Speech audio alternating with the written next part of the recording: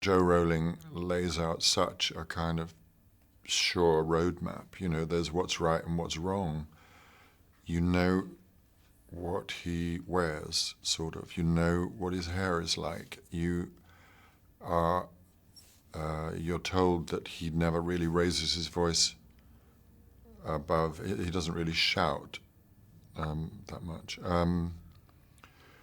So there are rules to playing it, and once you live inside those rules, and then you know, you're as focused as he is.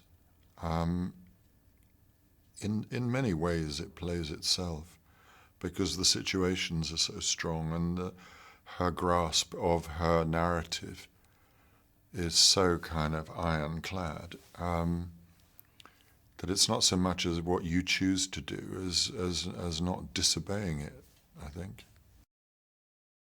I'm in the same position as everybody else. You know, I would read the books as they came out and think, oh, right, okay. This is what happens now, is it? Fine. But you always knew there was an agenda. It was a question of what was that agenda going to turn out to be. That meant it's somebody who's very concentrated. You know that he lives a solitary kind of existence. You're not quite sure what the details of that are. But, you know, he doesn't have much of a social life. And he's only got one set of clothes, clearly, which last quite well. It's been a complete privilege, really, to be part of this, you know, and that is what we all are, is part of this enormous, brave undertaking of Joe's at the beginning, and then, you know, all the Davids and all the directors and Warner Brothers, to actually sort of dare to do it.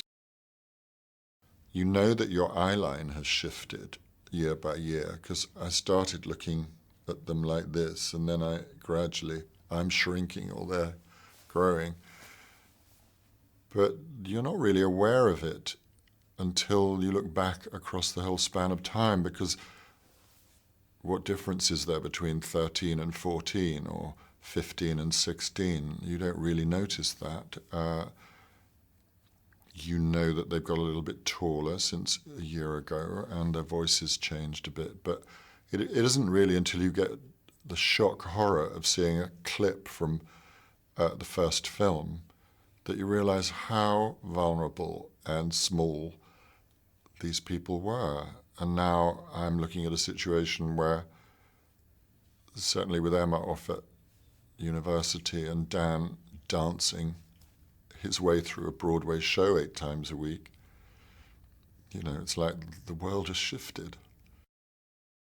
You know, as a drama student or as a schoolboy, I was sitting up in the cheap seats watching Maggie Smith and Michael Gambon at the National Theatre. So to then find yourself working with them and them becoming friends, and of course, Michael has the wickedest sense of humour, and Maggie is one of the wittiest people alive. I mean, I only regret that I didn't have a tape recorder or a notebook or could do shorthand, because priceless. That's why it's usually me laughing, because you can't compete with those two.